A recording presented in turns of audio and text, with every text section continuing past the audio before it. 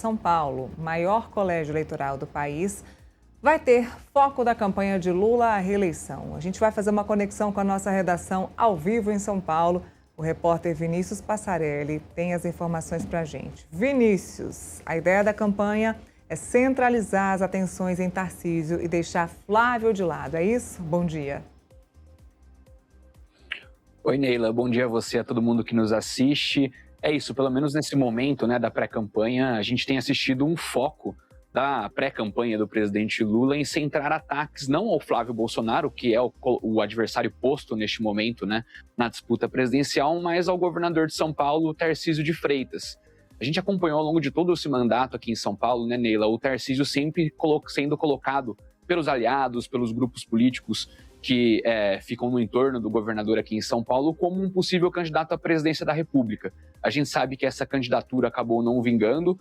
O Tarcísio hoje é candidato à reeleição, consolidado aqui em São Paulo, e, além disso, é o coordenador da campanha do Flávio aqui em São Paulo, da campanha presidencial. E aí, nas últimas semanas, conversando com dirigentes do PT aqui em São Paulo, eles afirmam que, de fato, há um foco da pré-campanha em centrar os ataques aqui no governador de São Paulo e na própria gestão dele aqui no estado. Nas últimas semanas, a gente assistiu alguns eventos do presidente Lula aqui no estado, em que ele fez ataques diretos ao governador de São Paulo, não só o presidente, mas também os ministros que acabam falando nesses eventos junto com o presidente, listando uma série de obras e empreendimentos considerados estratégicos pelo governador aqui em São Paulo, e dizendo que o governador tentou, ao longo do seu governo, esconder o papel do governo federal nessas obras. São obras que o Tarcísio, com certeza, levará para a campanha como vitrine, né, de sua gestão, e o governo federal, neste momento, tentando emplacar essa narrativa de que o governo, com seus investimentos em obras como o Rodoanel, algumas entregas de linhas de metrô, né, de transportes metropolitanos aqui em São Paulo. O presidente Lula, no último discurso que ele fez na semana passada aqui no interior de São Paulo, falou muito também da habitação, né, querendo falar que o programa habitacional do Tarcísio, que é sim uma das suas vitrines, o chamado Casa Paulista, na verdade, boa parte das entregas se deve também ao investimento que o governo federal faz nessas moradias por meio do Minha Casa Minha Vida. E a gente também apurou ali com algumas pessoas do PT em São Paulo que já há equipes de advogados, de juristas mobilizados para a campanha petista aqui em São Paulo, no intuito de tentar levantar possíveis temas, assuntos que podem ser abordados e podem virar flancos de ataque do PT contra o governador de São Paulo. Um dos exemplos que a gente tem, e com certeza será tema dessa campanha, é a privatização da Sabesp, né? A companhia que era estatal aqui em São Paulo, de água e esgoto, foi privatizada pelo Tarcísio. É um dos principais pontos, uma das principais ações do seu mandato, e o PT vai tentar explorar pontos que ele considera frágil desse processo de desestatização da companhia. Uma crítica comum que a gente escuta desde o momento ali da venda da Sabesp até agora é que ela teria sido vendida por um preço abaixo do mercado, por exemplo. O PT questiona essa venda da estatal também no Supremo Tribunal Federal. Há cerca de 2 semanas, mais ou menos, 2 ou 3 semanas, o governador Tarcísio chegou a viajar até a Brasília para se reunir com alguns ministros do Supremo Tribunal Federal para tratar do assunto. Havia ali um receio dentro do Palácio dos Bandeirantes de que isso poderia virar um problema dentro da corte em relação ao processo da Sabesp. Não deve acontecer, o governo não deve ter problemas jurídicos dentro da corte em relação a esse tema, mas, claro, o tema será explorado pelos petistas na campanha. Outro ponto de atenção para o Tarcísio, para a campanha do Tarcísio, e que o PT com certeza levará também para essa disputa eleitoral, são as relações ali que o partido vai tentar traçar entre o grupo do governador Tarcísio, do bolsonarismo de uma forma geral, com o escândalo do Banco Master. A gente vê os bolsonaristas e a direita tentando atrelar esse escândalo ao PT e ao governo Lula, mas aqui em São Paulo a ideia é tentar mostrar também essas ligações do governador com o grupo do Daniel Vercaro, principalmente o fato de que o Fabiano Zettel, né, que é o braço direito do Vercaro, o cunhado do banqueiro que está preso, que foi preso junto com ele naquela operação, foi o principal doador de campanha, né, tanto do Tarcísio como do Bolsonaro em 2022. Então os petistas aqui de São Paulo com certeza também vão abordar e vão tentar fazer o governador explicar esse pagamento que sua campanha recebeu lá atrás do cunhado do Vercaro. Há também equipes jurídicas do PT se debruçando sobre leis, projetos de lei que o Tarcísio enviou ao longo do seu mandato para a Assembleia Legislativa de São Paulo, também licitações feitas pelo governo de São Paulo, enfim, um pente fino vai ser passado na gestão Tarcísio para tentar municiar a campanha do PT aqui em São Paulo, não só para a disputa do Palácio dos Bandeirantes, que tem um nome de peso do PT e do governo na disputa, né, o ex-ministro da Fazenda, Fernando Haddad, mas também para ajudar o próprio Lula nessa campanha em São Paulo, que a gente tem falado isso, é uma campanha crucial para o sucesso do presidente Lula nessa reeleição. Os petistas sabem e consideram que o Tarcísio, de fato, é um candidato muito competitivo, é favorito às pesquisas, né? Ele aparece liderando em todos os cenários, mas o argumento é que se o PT fizer um bom número de votos aqui em São Paulo, não perder de muito, né? Falando de uma linguagem mais clara, tem chances de reeleger o presidente Lula. Do contrário, fica muito difícil, né? Se o PT levar uma lavada aqui em São Paulo, tanto na disputa estadual, disputa local, como na disputa presidencial, fica muito difícil uma recondução do presidente Lula ao Palácio do Planalto, tendo em vista essa eleição que deve ser, de novo, muito apertada, muito polarizada. Só para eu não esquecer, Neila, outro ponto também que o PT está bastante atento e que vai usar como munição nessa campanha aqui em São Paulo são as contas do governo de São Paulo, né? O Tarcísio e seu grupo tem muito essa imagem ligada a uma boa gestão, a responsabilidade nas contas públicas, e direcionando essas críticas ao PT, né, de que não há um equilíbrio das contas públicas, que o PT tem um governo que gasta muito, enfim. Mas a gente tem alguns números aqui em São Paulo que os petistas vão explorar nessa campanha. O fato do governo Tarcísio ter fechado em déficit, por exemplo, em 2023 e também no ano passado, 2025, com certeza vai ser um foco de ataque do PT em relação ao Tarcísio. Em 2024 é o ano que o governo Tarcísio teve superávit, mas o próprio Tribunal de Contas do Estado ressaltou, quando aprovou essas contas com ressalvas, de que esse superávit foi possível graças à venda da Sabesp, né?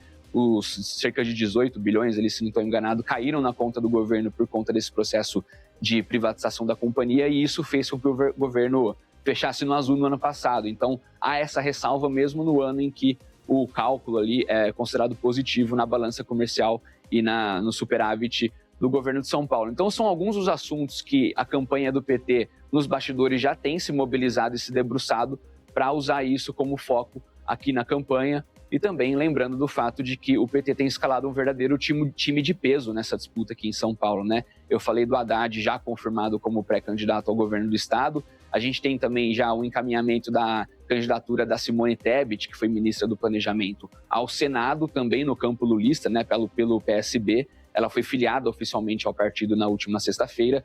Partido este que é o partido do vice-presidente Geraldo Alckmin, que, embora o presidente Lula tenha defendido uma atuação e até uma eventual candidatura do Alckmin aqui em São Paulo, né, ex-governador por 4 mandatos, ainda goza de uma boa popularidade, de uma boa imagem aqui em São Paulo. A ideia é que o Alckmin entre de cabeça nessa campanha, ajude o presidente Lula e o Haddad na corrida em São Paulo, mesmo não sendo candidato ao Senado, que era a ideia inicial do Lula e do seu entorno, e fique como vice na chapa de Lula, que, por enquanto, conversando com os petistas, parece ser a tendência mesmo. O Alckmin não deve ser candidato em São Paulo, deve permanecer na vice do presidente Lula, pelo menos esse é o quadro de momento, né? A gente sabe que essas conversas acontecem o tempo todo neste período e pode ter mudanças, reviravoltas, mas, de fato, se você pegar Alckmin, Simone Tebet, Haddad, a outra candidata ao Senado nessa chapa, que tende a ser a ministra Marina Silva, do Meio Ambiente, a gente está falando aí de todos ex-candidatos à presidência da República, né, neste palanque aqui do Lula e do Haddad em São Paulo, Neila. Olha, é quase que procurar pelo em ovo, né, Vinícius? Porque não estou dizendo que o governo do Tarcísio de Freitas é perfeito, mas, de fato, tem grandes chances de uma reeleição, muitas chances de reeleição. Então, o Haddad vem para promover mesmo esse palanque, que é o que você disse, né? Se o presidente Lula conseguir um número satisfatório de votos em São Paulo, já está bom. Se ele conseguir se destacar em São Paulo, já está bom. Ou seja, se o Haddad conseguir promover o presidente Lula em São Paulo, já está ótimo, já está bacana. Então, eu sempre falo aqui que o Haddad é o soldado do PT. Então, ele participa das batalhas promovidas, qualquer batalha promovida aí pelo presidente Lula, o Haddad, ele está dentro. Então, essa é mais uma batalha do soldado Haddad, promovida pelo presidente Lula, que, se tiver um percentual interessante de votos, se destacar em São Paulo, já está suficiente para o presidente Lula, é isso que ele precisa. A gente sempre fala aqui no contexto que, se tiver votos suficientes em São Paulo e em Minas Gerais, que são grandes colégios eleitorais, e a gente nem fala de diversidade, é de quantidade de voto mesmo. São colégios eleitorais gigantescos, de quantidade de pessoas. Então, se destacar em Minas Gerais e em São Paulo, de fato, consegue traçar uma eleição. E o presidente Lula, que não é bobo nem nada, vai tentar queimar o filme do governador Tarcísio. De alguma forma, procurou aí subterfúgios em alguns pontos do governo do governador Tarcísio para tentar queimá-lo. E eu já te pergunto, Vinícius, essa questão das contas, de fechar as contas de Tarcísio no vermelho. Ele vendeu a Sabesp, fechou as contas em 2024 no verde, agora ele está no vermelho. O que a gente sabe, o que o pessoal de São Paulo já sabe, que pode ter deixado o governo de São Paulo no vermelho em 2025? Bom, quando a gente questiona o próprio governo de São Paulo em relação a essas contas, eles argumentam que foram feitos diversos investimentos, né? O Tarcísio vai levar na campanha, e ele já tem levado isso na própria gestão, a imagem de que ele conseguiu destravar obras importantes aqui de São Paulo que estavam travadas. Talvez o carro-chefe nesse sentido seja o Rodoanel Norte, né? O trecho norte da obra do Rodoanel, uma obra histórica aqui em São Paulo que, no fim das contas, essa última parte nunca saiu do papel. Também tem a linha 17 de metrô, que ele deve inaugurar uma parte nesta semana. Tem o trem intercidade São Paulo-Campinas. Então, é um governo que, de fato, conseguiu tirar do papel algumas obras que a própria mensagem publicitária do governo tem falado que eram obras tratadas como impossíveis. Então, há esse argumento de que houve muito investimento. Também, eles citam investimentos feitos na área da saúde, né? Tem um programa Tabela SUS Paulista, que é um programa que aumenta os repasses a hospitais filantrópicos aqui de São Paulo para realização de procedimentos e cirurgias. Também há um valor alto investido nesse programa. Então, o argumento, na verdade, é que se tratam de investimentos. Só que a gente viu no último mês o governo Tarcísio enviando um projeto de lei à Alesp, né, a Assembleia Legislativa aqui de São Paulo, pedindo cerca de 15 bilhões em empréstimos para poder tocar alguns projetos considerados importantes e estratégicos em São Paulo. A gente fez algumas matérias sobre isso. O Rodoanel é um deles. Era um projeto inicialmente orçado em cerca de 1 bi da parte do governo estadual nessa obra, e agora ele pede empréstimos para pagar cerca de 4 bilhões nesse projeto, depois que aceitou ali um pedido de reequilíbrio feito pela concessionária. Enfim, são projetos bastante caros que vão demandar investimento e o governo vai ter que pedir empréstimo neste momento para poder arcar com isso. A gente sabe que tomada de empréstimos na gestão pública é normal, né? O governo de São Paulo ele tem crédito no mercado, digamos, para contrair empréstimos a organismos internacionais, inclusive o BID, enfim, essas outras organizações de fomento, para poder tocar essas obras. Não é algo necessariamente novo na gestão pública de governos e municípios, mas, claro, na política, na disputa eleitoral, o PT vai querer mostrar isso como, na verdade, um traço de hipocrisia, digamos, do discurso do Tarcísio, que prega essa questão da responsabilidade fiscal, mas, ao mesmo tempo, é um governo que tem tido seus problemas e as suas situações ali na área fiscal.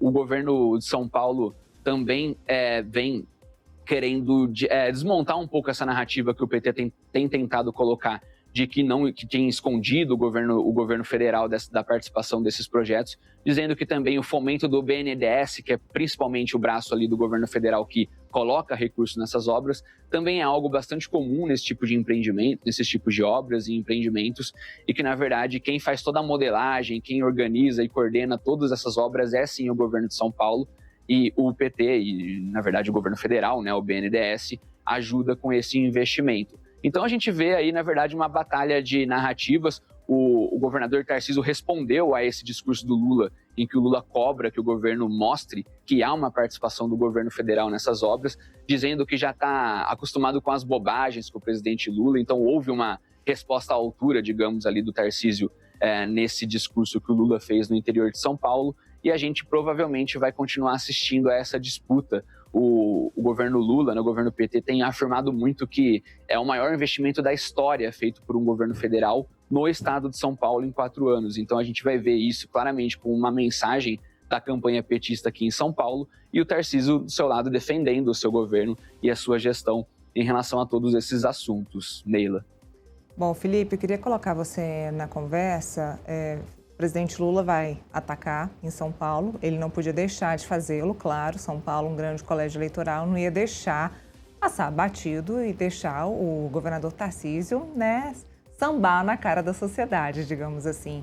Agora, qual é a sua visão ou a sua pergunta aí para o Vinícius sobre esse próximo passo do presidente Lula? Sem sombra de dúvida, é um momento importante, né? São Paulo é importante, assim como Minas Gerais para o Lula, né? Como o Vinícius colocou aqui, se o Haddad conseguir ser minimamente competitivo e perder de pouco, né? Ou então conseguir mais votos, né, do que o esperado, já está bom para o Lula. É bom lembrar que a última eleição, né, o Lula ganhou por menos de 2% dos votos. Ou seja, 2% que o Haddad consiga já pode ser suficiente para fazer o presidente Lula ser eleito. Mas quero aproveitar que o Vinícius está aqui, né, está acompanhando de perto essa eleição de São Paulo, para fazer uma pergunta sobre o vice, né, do Tarcísio de Freitas. Né? Vou lembrar que o PSD do Kassab, né, está tendo uma rixa, né, com o Tarcísio, né, o Kassab, ao que tudo indica, né, se afastou do governo. O PL, né, do Valdemar da Costa Neto e do Flávio Bolsonaro está de olho na candidatura a vice-governador. Né? Como é que está a movimentação, né, do vice do Tarcísio de Freitas? E mais do que isso, né, como é que está o Kassab em relação a esse processo todo? A gente teve um movimento bastante importante neste fim de semana, né, em relação à vice do Tarcísio, que foi a transferência de partido do atual vice-governador, que é o Felício Ramute. Ele era do PSD, do partido do Kassab, e se filiou ao MDB. Neste fim de semana houve a oficialização dessa ida do Ramute para o MDB. E essa articulação, ela teve o dedo direto do Tarcísio de Freitas, do governador. Ele se empenhou pessoalmente nessa costura para levar o seu vice para o MDB e, com isso, continuar com ele como seu número 2. A ideia e o objetivo do Tarcísio é manter o Felício como seu vice na chapa de reeleição, contrariando, inclusive, quase a totalidade ali do seu entorno, que a gente viu o PL bastante interessado nessa vaga, por exemplo. O próprio Kassab, né, se colocava como um interessado direto de ser ele, Kassab, o vice do Tarcísio. O pano de fundo dessa disputa toda, além da própria corrida eleitoral desse ano, a gente sabe que é 2030, né? 2030 o Tarcísio estará completando o seu segundo mandato à frente de São Paulo e naturalmente vai ser colocado como um postulante à presidência da República. Então todo mundo está de olho nessa cadeira, sabendo que em 2030 provavelmente o sucessor do Tarcísio deve ter grandes chances de ser reeleito aqui em São Paulo, e aí, é claro, o vice neste momento, vai ser colocado como um candidato forte, né? O Tarcísio, se ele de fato disputará a presidência da República lá na frente, ele vai ter que sair do governo em abril de 2030. Com isso, esse vice que concorreria com o apoio do Tarcísio vai concorrer com a máquina na mão, sentado na cadeira. Então, o pano de fundo é esse. Neste momento, o que dá para dizer é que o Ramute ele está quase praticamente confirmado como vice do Tarcísio. O Tarcísio bateu o pé nas conversas que teve com o PL, com o presidente Valdemar Costa Neto, com o próprio Flávio Bolsonaro, né, dizendo que cabe a ele escolher esse vice. Ele acha que neste momento, se em 2022 ele ainda precisava fazer uma série de articulações e acenos e acomodações na sua chapa para poder ter uma candidatura competitiva em São Paulo, foi aí que entrou o Kassab, né, nessa vice,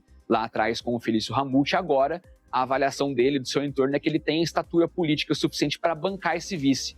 Então, com esse impasse com o Kassab, ficaria muito difícil o Ramute se manter na chapa pelo PSD. Havia o risco do PSD não lhe dar a legenda, né, para disputar como vice do governador nessa eleição, de conta dessa rusga que teve, desse impasse, de quase um rompimento mesmo do Kassab com o Ramute. Então o Tarcísio se viu na necessidade de abrigar o seu atual vice em outro partido aliado para poder garantir a ele esse espaço na vice da chapa, e aí entrou a conversa com o MDB. Essa conversa que não foi muito tranquila também para o Tarcísio, porque o principal aliado do Tarcísio do MDB aqui em São Paulo é o prefeito da capital, Ricardo Nunes, que nos bastidores nunca se mostrou muito favorável à ida do Ramute no MDB. O que a gente escuta dentro desse grupo político é que o prefeito de São Paulo, sim, pensa em ser governador de São Paulo lá na frente com o apoio do Tarcísio, e aí o Ramute no MDB como vice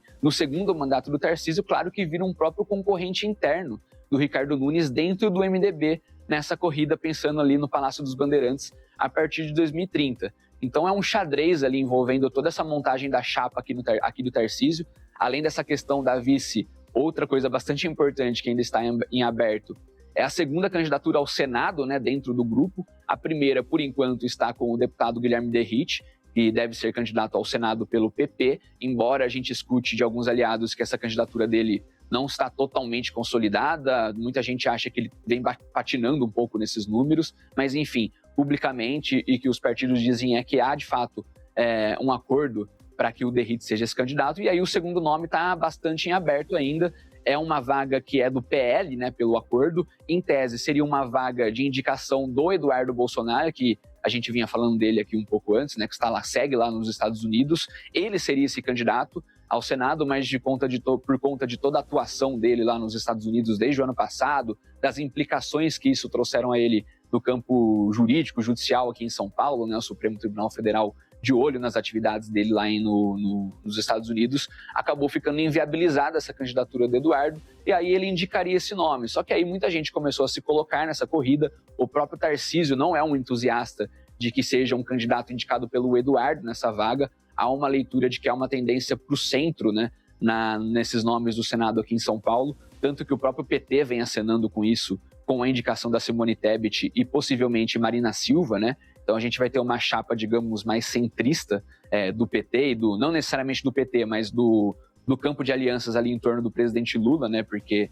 a Simone Tebet, por exemplo, vai sair pelo PSB, a Marina pode sair pelo próprio PT ou pela Rede, que ela está um pouco brigando internamente lá, pode ser que saia, mas pode ser que fique na Rede para ser candidato ao Senado. Enfim, esse segundo nome do campo bolsonarista, do campo do Tarcísio, ainda não está definido. Mário Frias, deputado federal, é um dos indicados e um apadrinhado do Eduardo Bolsonaro. Se fala também em Marco Feliciano, que seria outro desse grupo. E também um nome que até muitos aqui em São Paulo consideram o favorito, é o vice-prefeito de São Paulo, que é do PL, o coronel Melo Araújo, que é um nome de estrita confiança, não exatamente da família, né, dos filhos do ex-presidente Jair Bolsonaro, mas do próprio Jair Bolsonaro. Ele é amigo pessoal do Bolsonaro, faria uma visita na Papudinha no próximo dia 18, mas por conta da transferência para domiciliar, o Alexandre de Moraes acabou suspendendo essas visitas, né? Então agora há um impasse, não deve existir mais essa visita do Melo para o Bolsonaro. Era um encontro considerado crucial para a definição desse nome, para a batida de martelo, se será ou não o Melo candidato. A gente segue aguardando e segue apurando aqui nos bastidores para ver com quem ficará essa vaga. Então, além da vice do Tarcísio, há também toda essa disputa e essa conversa em torno do segundo nome do Senado, né? Mas respondendo a sua pergunta, neste momento, o Felício Ramute se encaminha para continuar na vice, mas não pelo partido do Kassab, e sim agora pelo MDB. Foi uma movimentação bastante importante nesse tabuleiro que aconteceu neste fim de semana aqui em São Paulo.